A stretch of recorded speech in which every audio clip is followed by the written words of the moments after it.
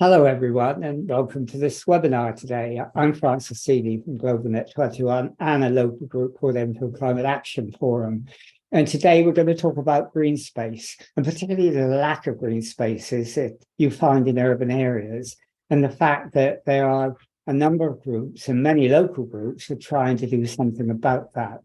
And one of those groups nationally is Tiny Forests, which is part of a wider group called Earthwatch Europe. And we're lucky today because we have two people from the Tiny Forest Project, Divya Kumar and Ben Williams, and they're going to tell us something about what they do. So let's start by going straight in and saying thank you both for joining us today. And Divya, if we could start with you, could you tell us a little bit, very briefly, what you do at Tiny Forests? Hi. It's lovely to be here today. And I am Divya. I'm the community engagement coordinator with Earthwatch. So what that means is that I take care of all the outreach for all the Tiny Forest events. And I also look after our core group of volunteers. So we have around 400 strong group of tree keepers across our network of Tiny Forests in the UK. And I basically take care of engaging them, upskilling them, and everything in between. Okay, and Ben, you're a senior project manager. Do you want to tell us a bit about what you do as well? Yeah, so what I do, as the name would suggest, a lot of the more project-orientated side of things, really taking a tiny forest from the point of signing a land agreement and some funding being in place through to getting the project onto the ground, trees planted, and all the various bits and pieces on that. So perhaps a bit more process-based than the more people-facing work that Divya leads on, but it all interweaves. There's a lot of joint working between us, particularly once we get towards planting days and the follow-up citizen science activity as well. Okay, now, we're talking about tiny forests, but some people will say, what the heck is a tiny forest? We're used to forests that are huge. You can't have a tiny forest. So Ben, could you tell us exactly what a tiny forest is? As the name would suggest, it's a small-scale woodland planting. We'll normally aim to plant 200 square meters. We say the size of a tennis court, but that doesn't mean it has to be one rectangular block of trees. I think key features is it's about bringing a real sense of forestry, of wilderness, that kind of densely planted forest environment, but at a spatial scale that works in the middle of our towns and communities. They're very diverse. We will normally plant anything up to around 20 different species, everything from shrubs and understory planting right up to big beeches, oaks, full-scale canopy trees. So it's small, densely planted, and crucially, we're able to plant these and create these tiny forests right in the neighborhoods where people live and work as well. So they're tiny forests in urban areas. And I gather the idea began in Japan with Dr. Miyawaki, and he developed it on the idea of natural reforestation. Divya, can you tell us what natural reforestation is? So the Miyawaki method was established in the 1970s by the Japanese botanist, Professor Akira Miyawaki. And the method is based on ecological succession. So that basically means planting species that make up the composition of an advanced forest right from the start by choosing well-adapted plant communities that are suitable for that site. So what that means in the tiny forest context is that we are trying to do a lot of soil testing before the forest is planted to make sure, what kind of soil is present, and that dictates the different species that go into it. And as Ben mentioned, there are a lot of diverse species that make up the forest, not only in terms of species, which can range from 15 to 25 different species of trees, but also they encompass the different forest layers. So we have canopy, subcanopy, understory, and shrubs. So they are not just species diverse, but they're also structurally diverse habitats. And the Miyawaki approach also creates a community of trees. So we're not talking about a few species of trees planted in a straight line, but we're talking about a community over here. And they're also very densely planted, as Ben mentioned. So when we say 600 trees in 200 square meter, The trees are planted quite close by, so like 30 centimeters between two trees. And that basically means, they have a lot of advantages that brings us to this climax for woodland or the forest that we want to achieve, but at a much faster rate. And I was going to say, I mean, that's quite interesting because that's very different, isn't it, to the larger afforestation projects, yes, where you get a lot of failure very often because they don't have that care into it. Definitely. So that kind of sets us apart from the traditional planting methodologies or afforestation schemes, which usually do not focus on increasing biodiversity. So there usually are a couple of species planted in a neat row without any or very less understory vegetation. But that's not how a woodland is, but that is what we are trying to create over here, to replicate what is naturally found in our woodlands, but trying to reach there quicker so that we can enjoy the benefits faster by the way of our various soil interventions. So we do a lot of soil decompaction, we enrich the soil as a part of the methodology so that we can achieve the climax forest structure, but at a much faster time scale. So again, when you compare it to traditional afforestation, it is more involved. So we're involving a lot more research. There's a lot of thought put into soil preparation, species selection, engagement with local communities. So that kind of makes it better or having a better success rate than your established. Yeah, so it's a regeneration process in a way, which is important. And Ben, using that process, it's been argued the Miyawaki process, I hope I pronounce his name right, is one which captures carbon more successfully than some of the larger schemes, because lots of people are planting trees now, but they're not capturing the carbon in the way that they thought they were. They take a long time, and also they're only 10 or 20% effective in some cases. But you claim that tiny forests capture more carbon than some of the longer schemes, don't you? I think we don't so much claim that this is the case. It's one of the theories that we're trying to test through this. A tiny forest is, yes, it's very densely planted, but operates on a much smaller spatial footprint to a lot of big sort of rural, semi-rural planting areas. What we're doing is monitoring this in terms of how effective it is. We do understand it's one of the hypotheses that our researchers are looking to explore, is that the density with which we're planting and the accelerated growth that we're seeing from some of our tiny forests will increase the amount of carbon capture. But I mean, if you take the entire footprint of the 170 or so tiny forests that we planted to date, it probably would still fit quite comfortably within the boundaries of a major woodland creation scheme. So we're rather comparing apples and oranges and other types of fruit there. I think the other aspect of the tiny forest again is the more urban setting, that there's a whole host of other benefits that it can realize. I think carbon capture is certainly something that we are looking at in terms of its impact. It's slightly tangential to get hung up on that as being a real driving factor of tiny forest. It's much more of a sort of a rounded project. We're looking at the impact not only along carbon, but also flood management, biodiversity, thermal comfort, particularly in our towns and cities in a changing climate, but also the raft of social benefits that they're delivering as well. So we're definitely looking at the carbon impact of it, but I think that has quite a specific context around tiny forests. But Divya, that's one issue, carbon capture, but biodiversity, I gather it's been claimed that the Miyawaki method claims to have a higher rate of biodiversity than some of the traditional woodlands. Is that something you're still sort of in the process of researching, or is that something that is true? Yeah, I mean, our tiny forests are quite young. So as you rightly said, we are in the process of researching and gathering data towards it.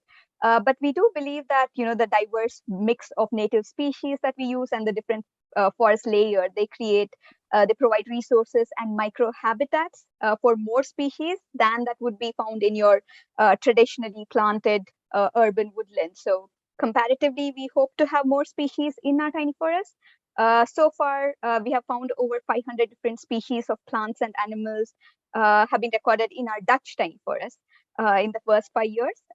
But we need to collect more data from comparable studies in other habitats to make sure or to check whether it's better or worse. I mean, we are heading in that direction. So, for instance, the pollinator fit count that we do is basically as a part of our citizen science survey. The methodology that we follow is very similar to the national fit count.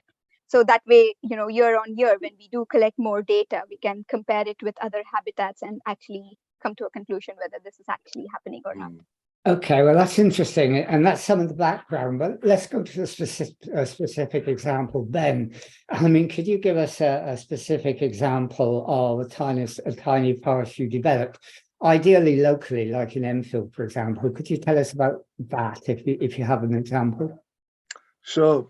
Tiny forests come around through a range of routes, almost as diverse as the tiny forests themselves. The one in Enfield formed part of a larger scheme looking at the Alma Park Rec, and I believe there's another one, another Miyawaki forestry initiative just down the road from there in Jubilee Park. But I was looking at Alma Park, and that was part of a broader wetland creation initiative that London Borough of Enfield were leading. And through the work that they were doing, we managed to access some funding through the Queen's Green Canopy, which would allow the creation of a tiny forest within their wider scheme. So as well as the wetlands that they're creating, they were able to use some of the residual land within the wider site to host a tiny forest. And again, that all forms part of the sort of matrix of different landscape types within, right in the heart of Enfield, really. It's just on the edge of some industrial areas between industrial and residential. So it's an area that is not notably hospitable to wildlife. But between London Borough of Enfield having some really impressive and ambitious targets for tree planting, and also the opportunity to add this woodland element to the matrix of wetlands there, it was something that we absolutely jumped at. There was a great team from the borough supporting the project, both from the Arbor side and the engineering side. And it was just really good to be able to to bring Earthwatch's expertise and the funding that we've managed to generate through the Queen's Green Canopy programme, to bring that to the partnership and deliver a scheme that had additional value to what it might otherwise have been. That's just one in a number of examples. I'm sure there'll be the opportunity to sort of talk about a couple of others further down the conversation. So, Divya, when you start a project like the one that Ben's just described, it's not just about going there and planting trees, is it? You have to do a lot of preparatory work. You have to do a lot of research. You have to look at the soil. You have to look at the preparation, the design. How much work goes into that? Oh, quite a lot. So yes, I think that is what sets tiny forest apart from the other tree planting initiatives. So one thing is research. So research is at the core of everything that we do. So even just starting a tiny forest project, we have a land manager who goes around scouting for the right kind of land.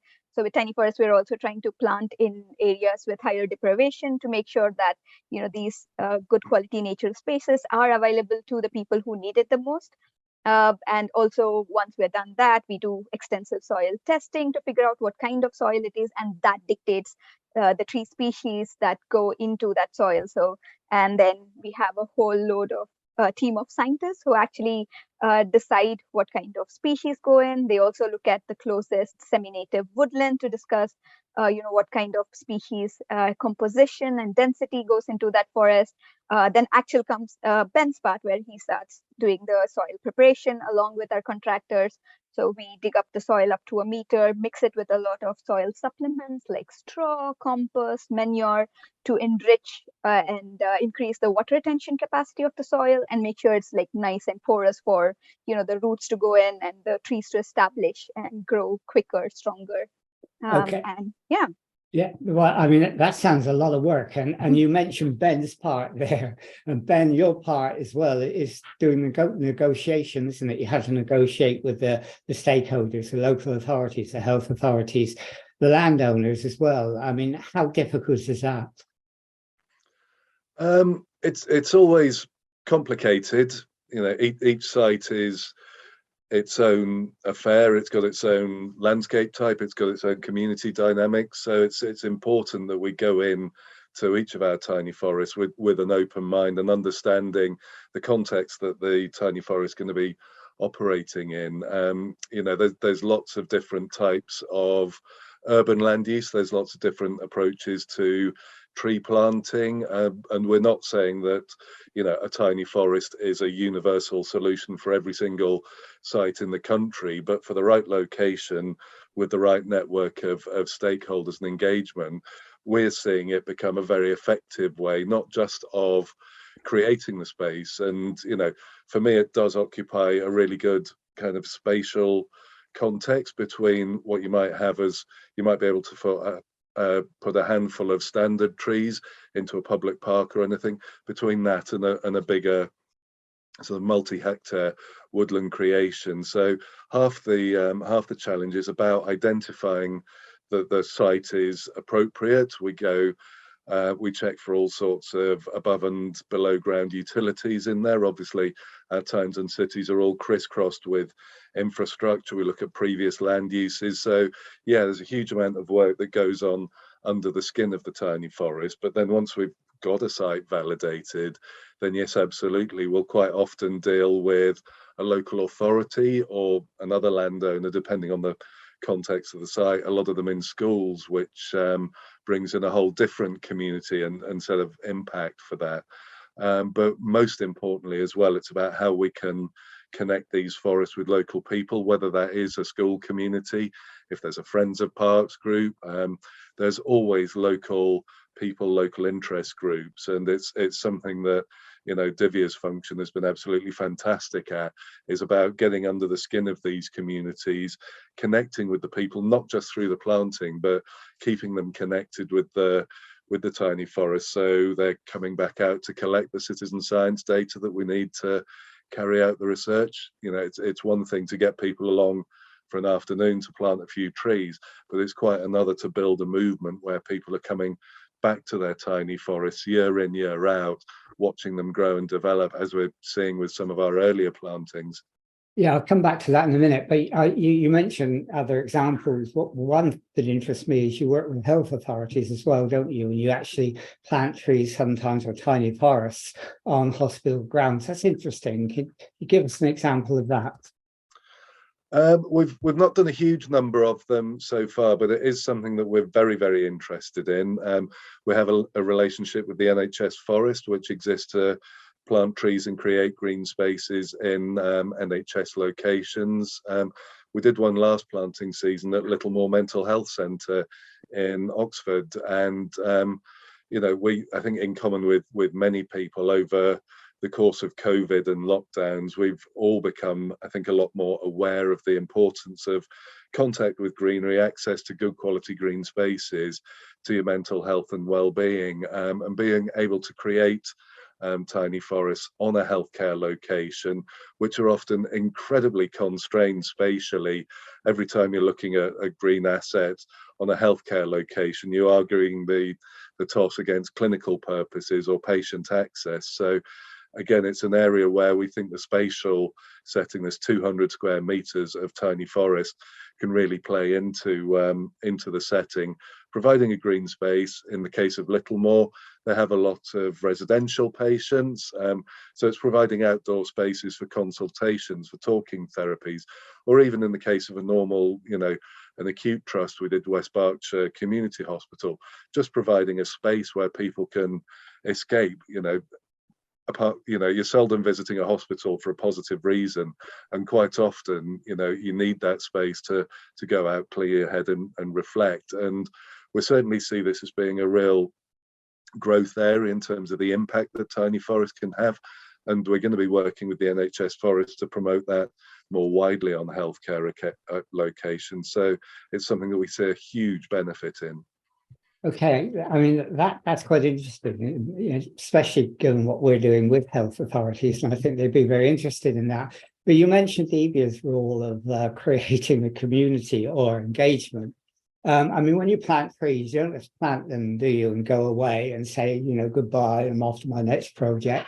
You do a lot more than that, don't you, Divya? Yeah, absolutely. So planting is just the start of the tiny forest journey. So it is the post-planting where all the fun begins. So it gives an opportunity for people to get active. So Tiny Forest provides opportunity for participants to get outside, be physically active within their own ability range. So for example, we had 90-year-olds and a number of toddlers who planted the Tiny Forest, and we have a similar kind of age range in our network of tree keepers as well. And it also an opportunity to connect. So we have a network of 160 tree keepers all around the UK. So connecting with them, connecting with each other, sharing that common enthusiasm for their local area, the environment, and nature through not just planting days, but the science days, carrying out a lot of these fun citizen science surveys, watching the tiny forest grow. So taking notice of what is around you, the different animals and plants that begin to inhabit the new tiny forest. So we have our older forests where we've got like frogs, toads, and newts, and even foxes in some of our London-based tiny forests. So yeah, and it also is an opportunity for our tree keepers and volunteers to keep learning. So the Tiny Forest Project provides our volunteers with an opportunity to expand their knowledge and skills. So there is definitely a lot more to do once the tiny forest is planted. So we encourage people to take up stewardship and ownership of their local tiny forest and use this new resource to the max. But that's not all you do, because I mean, you actually research, you plan, you create a community, and you take care afterwards. But you also want to know about outcomes, don't you? You want to know about your success, and you involve citizen scientists in that. Can you tell us how you do that? Yes, so as leading experts in global citizen science movement, Earthwatch has actively involved people from all walks of life in our Tiny Forest project. So through citizen science monitoring, we're developing their understanding of urban biodiversity, climate risk. Participants now have like greater knowledge and confidence to take climate action within their own communities and also connect with nature on a daily basis. So citizen science is not just a tool to collect data, but it's so much more. So for example, as Ben mentioned, Tiny Forest Project also engages a lot of local schools and universities.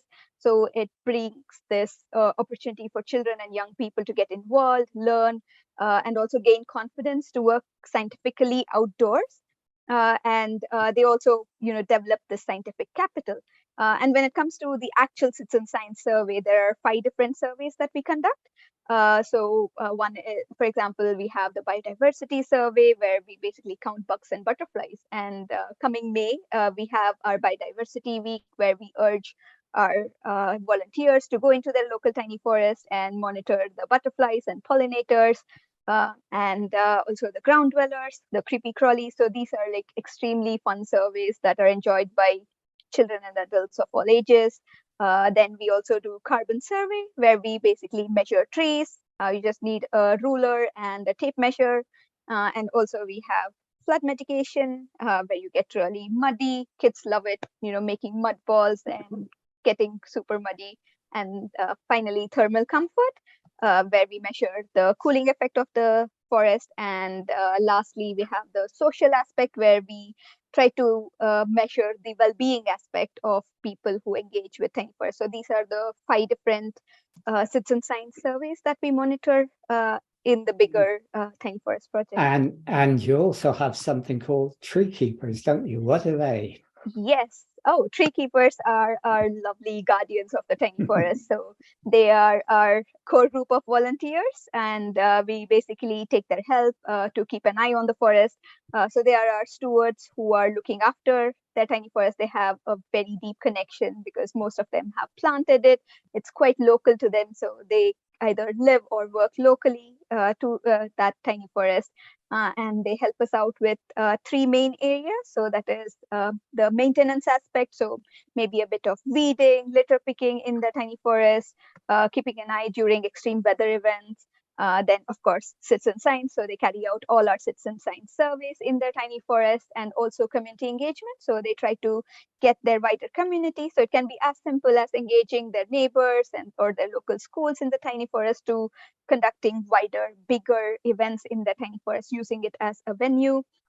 So basically, and it's a very flexible volunteering experience. So basically, they can be as much or as little involved as they want based on how much time they have, their areas of interest. So they can kind of tailor make their tiny forest tree keeper journey according to their interests. And so in a way, they're not just watchers, they're ambassadors as well. So they do a sort of multi-dimensional job. You're also part of this larger organization, Earthwatch, and they help to put citizens in touch with scientists, don't they? Now, that's quite interesting. How do you do that? Can you give us an example? oh, yes, definitely. So if you can check out Earthwatch on Eventbrite, you'll have a series of webinars that we have in store right now. So spring and summer is especially a good time for our citizen science activities. So we have a lot of training webinars that are being conducted by our core group of scientists. And they teach about the methodologies and the science behind them, and basically equipping people with the scientific knowledge to carry out nature positive and climate positive action. And there are also, certain examples where the tree keeper themselves have their own little projects happening in their tiny forest. So, for example, Chris in Bristol has installed his own moisture meter in his tiny forest and kind of working very closely with our scientists to do a bit of extra research, or Aman in London, who is carrying out soil analysis with his students. So basically, it can be as simple as asking us a little question on how to retag your trees with our scientists, or something as big as carrying out your own project. So you definitely have a really good bunch of passionate scientists who are absolutely delighted to interact with our volunteers and share their knowledge. Okay, so that's the tiny forest movement, and that's an amazing sort of project and an amazing development. So Ben, if someone was interested in starting a tiny forest, then what would be their first step? Before anything, make sure they either are the landowner or have the landowner on board. We can't do anything without the landowner's consent on that side. Thereafter, there's various forms and things on the Earthwatch website where you can express an interest in hosting a tiny forest. We will do a little bit of pre-screening on that. As the tiny forest program develops and matures, we're looking at getting more strategic in terms of how we target the tiny forest. So we will look at things around sort of levels of deprivation, particularly around access to green space in the local area, to try and make sure that we're targeting our tiny forests where they can have the greatest impact on the ground. So once we've done an initial sift, Divya mentioned our land manager, Jane, who we'd sort of get in contact for an initial conversation. And, if we feel that the stars are aligning, the landowner's on board, and there's a reasonable local case to be made for exploring a tiny forest, then we start going into the more detailed investigations referred to earlier. So utilities plans, any sort of previous development on the site. We try and understand the site as much as possible before we go into the further conversations. And this can be quite a slow burn of a process. It will quite often, if we're speaking now, this is in mid-March. If we're speaking now around a tiny forest, we'll be doing well to get one planted in the ground in the next planting season, so next winter. It can often take quite a lot of time to get the site-based activities up and running, but also matched up with funders. It's part of the Tiny Forest program that we're able to bring external funding to these schemes. We all know that the state of public finances isn't great at the moment, so wherever possible we try and bring these assets to an area rather than displacing other local resources to fund them. Well, I was going to ask you about funding, but you answered it, and that's really great, because I think lots of people say, right, this is a great idea, but what does it cost and how do we get the money? And if you can help in that, I think people will be encouraged. But you depend on getting a group of volunteers together, don't you, locally? And in deprived areas, very often volunteers, they're called out with the cost of living crisis and so on. How easy is it to get those volunteers together, and how committed have they got to be, Ben? Well, just stepping back to the funding, because that's a really important part of the program. We have a a really active development team within the Tiny Forest Programme within Earthwatch Europe. So far, we've been successful in getting grants from corporate organisations, from lottery grants. We have a really strong partnership with Nature Scott, north of the border, and as the business case and the impact of tiny forests, how they're being received in these communities grows, the more and more potential we see to access grants for that. So there's a really diverse range of funding sources that we've been able to attract to this. In terms of ability to recruit volunteers towards a tiny forest, again, it's very, very subjective to the area that we're doing it in. A lot of areas which on paper might be, you know, more economically disadvantaged than others, will actually have a really, really strong sense of community, a fantastic sense of civic pride. I was up in a planting just last Wednesday. It was just right in the middle of a housing estate in Newcastle, and you know, we had a fantastic turnout from the local people there. So it's a case of, there will always be something we've found that we can tap into to start the ball rolling on this. And it's about getting in there, connecting with local people, speaking with local people about what this is trying to do. And then, you know, in almost any community context, we've found people who are able to come out and support. We've got some national partnerships. There's a really great organization called Good Gym who promote people's fitness through taking exercise but supporting local causes.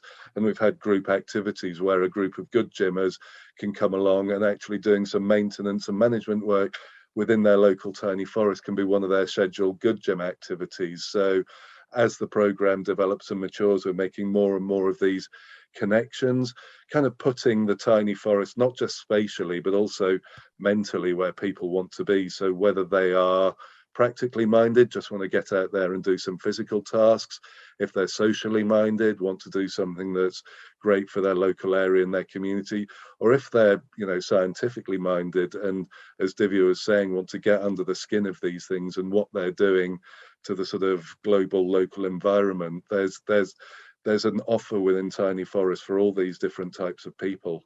So do you get the feeling, you must, because what you're doing is very exciting, do you feel that you're really making a difference in terms of climate change, biodiversity, but also not just that, but well-being as well, because you mentioned that, and especially in areas where there is a lack of green space and where there is more deprivation?